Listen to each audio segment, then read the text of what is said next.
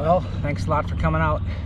We're out on a river stretch right now that has a bunch of little channels and stuff that work their way out to the Mississippi River, so it's kind of all flooded water right now. As you know, it's still early season. If you've been paying attention to the Mississippi River system in the Minnesota area, it's high waters. So the water is quite high. The shoreline's rather flooded, so it could be a bit of a challenge with some of the high water, but it could turn out to be something pretty cool if we can get into something around some of these trees and stuff. Sometimes that structure winds up landing some pretty good fishing. So let's give it a shot, see what we can put on the kayak, and yeah, it's good to be back out here on this kayak again. Stick with me.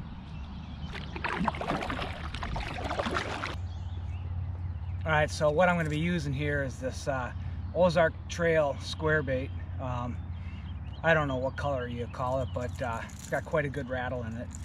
It doesn't drive too deep, so with all this cover and stuff that we're seeing here in the shoreline and stuff, hopefully it doesn't snag up. If it does, I don't know what my other options are. I left my snag retrieval grapple hook that slides down the line to grab a hold and rip them out.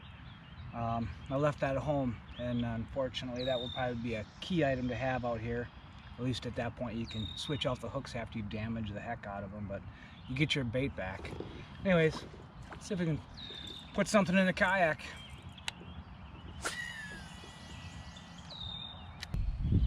I was out on one body water yesterday, and it had some massive carp in there. And the cool thing is, I don't know if you've ever noticed this when you're out doing any carp fishing or in waters that have carp, but I've never paid a lot of attention to carp fishing. Just one of those species I've never gotten into. But I was out on the lake, and shallow water, maybe 4 feet at best. Pretty weedy, you can see in the water, and all of a sudden you see the carp swimming underneath a kayak. And some big monsters. Had to have been at least, I mean, for my take on it, because I'm not a huge carp guy, I would probably put them right around 15, possibly even 20 pounds. I mean, that's pretty good size for in a small river system that has a big, I don't know, wading bay of shallow water where it's just backwater pooled up. Anyways, we had seen two carp running together parallel, you know, surfacing on the water, almost like they're rubbing all over each other. I don't know much about carp, possibly spawning or something like that. I'm not quite certain, but it was pretty cool. I've never saw anything like that.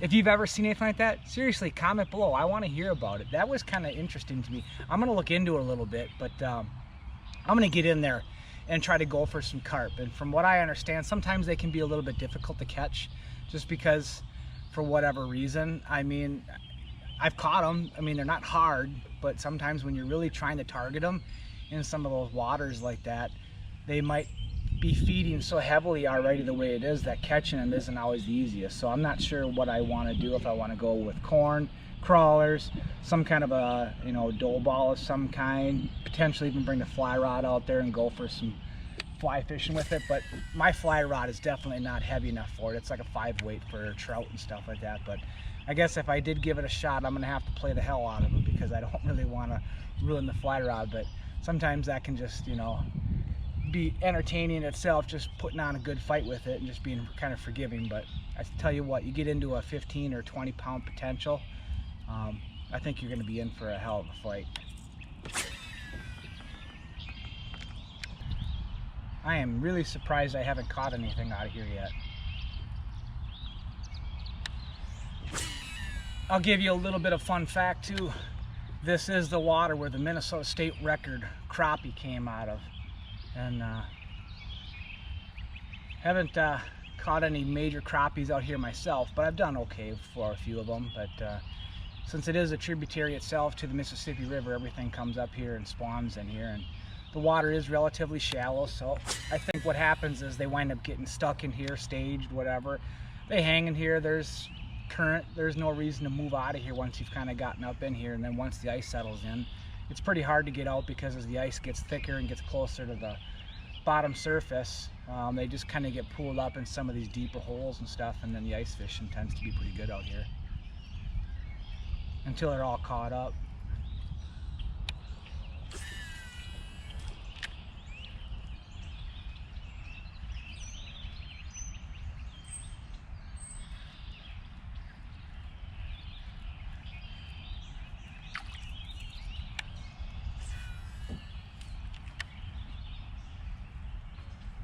So far the square bill, it doesn't seem to be doing the trick. A potential color change might be in order, but I do have a power bait that I can throw out here. That's on a 1/4 ounce jig. It's a smelt. I believe it's a 3, maybe even a 4-inch smelt power bait. So that's made by Berkley. Those things are really good. If you haven't used those things, that is a definite key bait right there. Pretty subtle. Mimics most minnows that are already in the water, so it seems like it's an easy go-to. Well, I might as well get the net out. So if you haven't seen this, I do have a video that just shows how I changed this thing over to a rubberized net. It had that standard nylon type whatever. They suck, hang up a lot, but I like it. It's a fold up, and now I've got the rubber side of it. Got a little extra length if I need it. I basically wound up purchasing another net to convert this one over, and seems to work really well. I actually love it. And then I did put this tether on there so I can't lose it. So that's key. Make sure you use one of those things. I have lost one before. So that was the reason why I made another one when I did that video. I figured, well, if I'm gonna make another one, might as well shoot it. So if you're looking at maybe getting a rubberized net, but you want something compact and foldable, which works perfect for in the kayak, especially if you're doing things like I'm doing, camping and whatever, and you're trying to keep everything bulked down to its minimum, it's perfect. Might as well move in to some shallow waters in here. I'll throw plastic and see what happens. Nothing's happening in a little bit deeper water. It is sunny out here, so it's pretty shadowed all over through here in these trees. Kind of reminds me of being in the bayou a little bit. I don't know. Try to give you a reverse picture of kind of what I'm seeing here. Everything flooded behind me. It's all flooded timber, so we'll see what happens. Everything out here in front of me is all sunny out here. Nothing's happening so far, but still early in the day. Move in here and see if we can pull something out. And like I said, I was gonna throw a 1/4 ounce jig here, and it's got a 4-inch power bait, smelt color.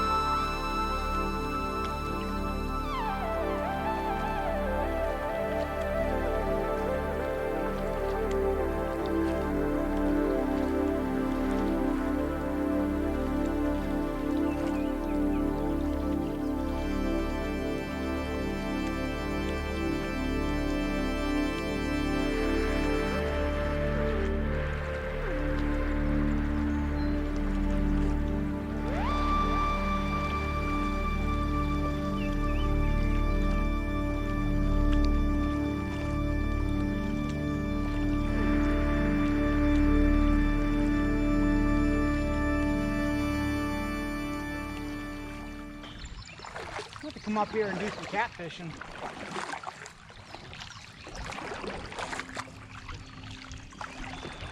That was a big tree.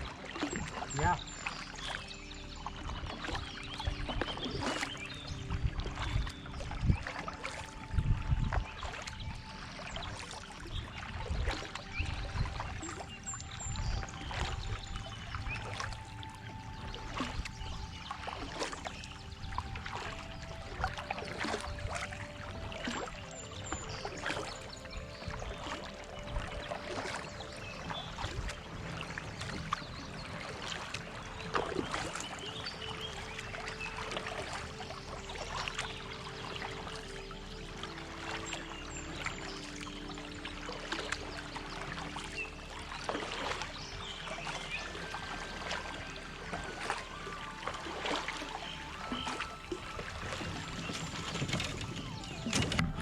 Whoops, I'm caught up.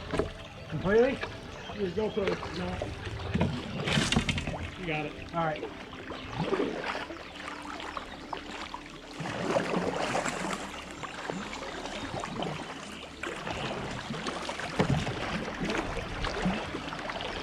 Good day.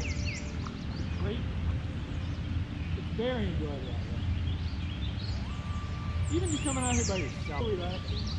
I'm all about. Especially for a guy like you who's got a family who's around 24/7. This is a mind break for me. Yeah, that's exactly what it is. You hit it. Yep. That's exactly what it is. I mean, says it right there. Yeah, I wonder if the fishing is good right in the opening right here too. If you came out here. Here's what I'm confused about. I don't know enough of these rivers. Is this the Mississippi? No. This is the Vermilion? This is the Vermilion still. Well, yeah, I don't know what you consider this. I think Comes this, out of the Mississippi and back in. Yeah. Oh. So this is basically part of the Mississippi. yes. Wow. This is the reason why you don't know what you're getting all the way up the Vermilion River. Yeah, so when you're catching walleyes and shit in the Vermilion River below the falls, it's all because of this right here. It's all connected. And those fish love to swim up these rivers. Sure.